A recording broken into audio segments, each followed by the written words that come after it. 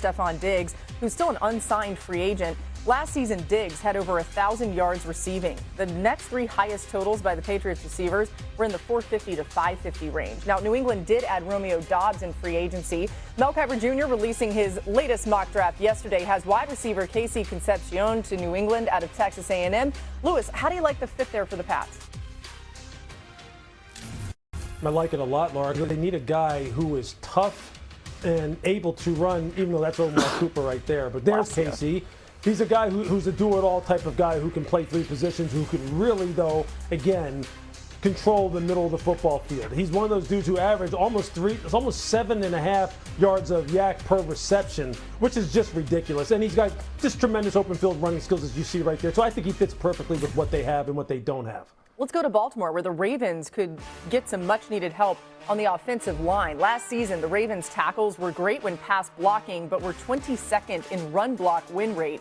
According to ESPN Analytics and NFL Next Gen stats, their guards were middle of the road in both pass and run blocking. Plus, Baltimore is going to have to replace their center, Tyler Linderbaum, who went to the Raiders as a free agent. Mel's got the Ravens taking offensive tackle Spencer Fanu at 14, a replacement for Tyler Linderbaum. A young replacement, though. He's talented. Dan, do you like this pick for Baltimore? I do. It's a need. Fanu can kind of play anywhere inside or outside of the offensive line.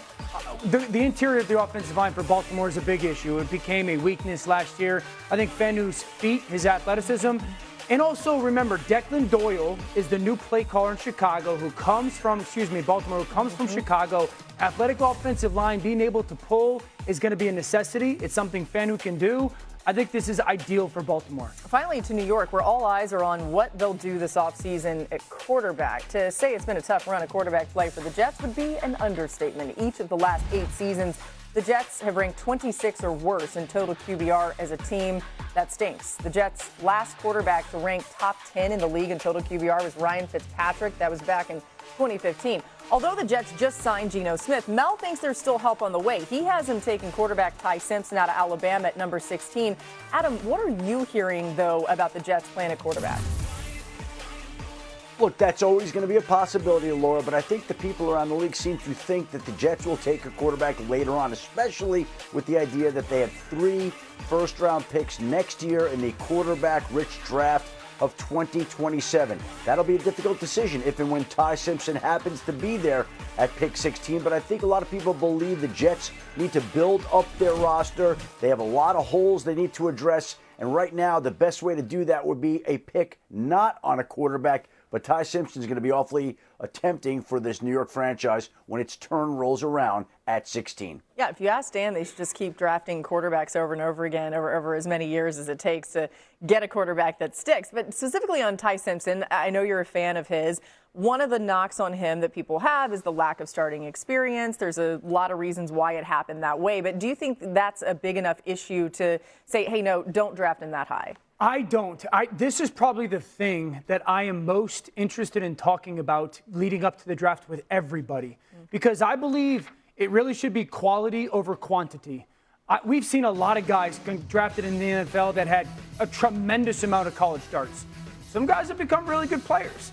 Some guys have just become okay. Some guys have been bad. So it's not just, oh, you've got all the necessary starts, and that means that you're going to be good. Quality over quantity, and his tape is so good from a quality perspective. I also think this, and this is what I kind of wanted to talk to with Lewis, and again, I want to talk to everybody about this specifically, is, Lou, do you think we have to maybe evaluate the starts that these quarterbacks, and maybe other guys too, but quarterbacks get differently in this college NIL era, right? Because certain quarterbacks are getting paid a certain amount of money, and that means that's the guy that's going to start for this school because of that, and that means the starter has got to go elsewhere. Is that a valid discussion to be had about why guys may have a certain amount of starts?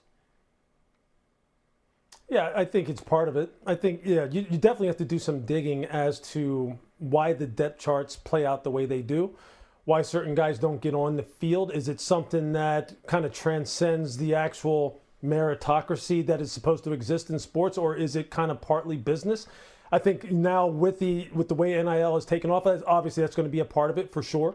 Look, I think with Ty, look, I've had this discussion with numerous different people. Okay, there's the GMs are always trying to mitigate risk, right? They're trying to reduce the risk of being wrong. And one of the data points that they point to the most is number of starts. It's like the number of starts, hand size, height, weight, lower body composition, all these things that are kind of like objective statistics that they can then go back to and say, this is why I took a guy, this is why I didn't take a guy. And whenever I hear that really being thrown out there about a player, I go, well, then why the hell do we watch guys at all? Why don't we just get to the combine, measure them all, and then let them throw, and don't even take into account what they do and what the quality of their tape looks like? Because look, I'm with you on Ty Simpson. His tape, the quality of his tape, whether it be from under center, from the gun, 3-step, 5-step, play action, move the pocket, layered throws, timing throws on the outside, swing passes, halfback wides, Texas, I mean, all those kinds of things, running when he needs to, getting hit in the face, having no running game, and continuing to stand in there and fire. I'm going, well, what does all that count for? Yeah. What is all that? I mean, how does that look to you? You know, because, and I guess it would be nice if you had 30 starts instead of 15. Sure.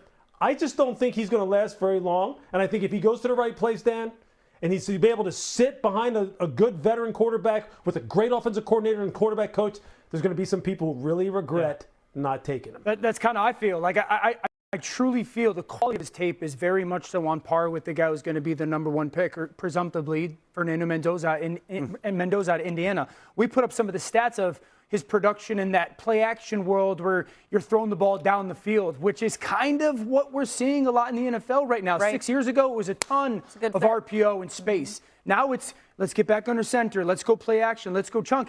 And it does make me ask the question, because of the college football world, okay, well, why was Jalen Milroe the starter at Alabama 2 years ago? And then why is Alabama so dead set on going to Austin Mack? And then where does that leave a guy that some people are like, man, this guy's a really good player? And so I just think that focusing on he doesn't have enough starts, to Lewis's point, it's such a small reason why not to draft the player. It's a lot more complicated than that, right? It was a different offensive coordinator. Jalen Milroe had Tommy Rees as his OC. I think they really liked Milroe's legs and what that brought to that specific offense, that skill group. That factored in a lot. Does that take 5, 6, 7 starts away from him, where he would have been at 22? Probably, Exactly. yeah. I think there's some reality to that. You have to look at some of the college football story and all of this to really get the full picture. Adam, I know you wanted to add on some of this. I'm also curious, are you hearing other teams talk about Ty Simpson and being interested outside of, a lot of this conversation around the Jets?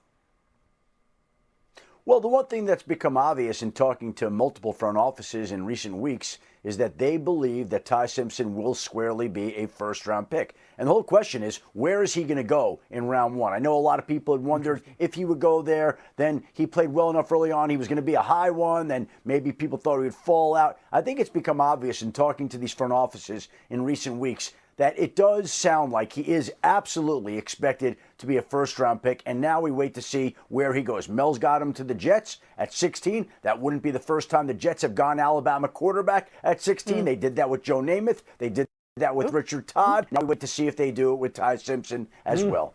A lot of the conversation around the lack of starts, I get it. But one number that I think really tells the story about who he is as a quarterback: 5 interceptions in 523 attempts, 21 touchdowns, 1 interception in his first 9 games last season. This guy set an Alabama record for the lowest interception percentage. That's pretty impressive. 2 of those interceptions were on 4th down. Yeah, good point. Exactly. Hey,